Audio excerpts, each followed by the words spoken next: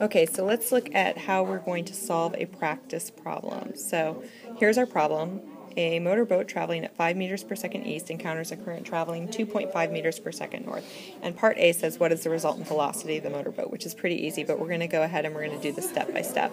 So let's draw a river going north-south, and I've got my current going 2.5 meters per second north. And then I have a boat that's going 5 meters per second east, right? So if I take those and I make my resultant vectors, I have 2.5 meters per second going north and 5 east, and I need the resultant for that, so that is going to be 5 squared plus 2.5 squared equals c squared, and c is going to be 5.6 meters per second northeast on that.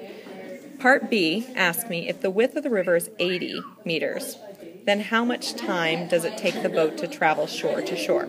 So the way I'm going to do that is I'm going to set up velocity in the x direction equals distance in the x direction.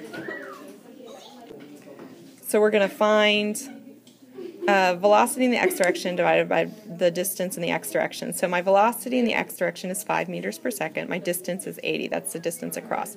So that's going to be 5 equals 80 divided by t. So 5t equals 80, and then t is going to equal 16 seconds. So it's going to take me 16 seconds to get from one side of the river to the other side of the river.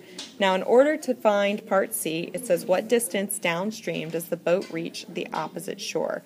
So for that, what I'm going to do is I'm going to say, now I've got my distance downshore. So I've got my velocity in the y direction, I've got my distance in the y direction, and I need to find my time. So my velocity in the y direction is 2.5. My distance in the y direction equals, I don't know, that's what I'm trying to find. And my time in the y direction is 16 because I get to the opposite shore at the same time that I got to the opposite shore. So that's going to be 2.5 equals dy divided by 16, and that means 16 is going to be 2.5 times 16, which equals 40. So that's your answer, 40 seconds. So 40 seconds, 16 seconds for part B, and 5.6 seconds meters per second northeast for part A. Now you're going to go and you're going to practice some of these.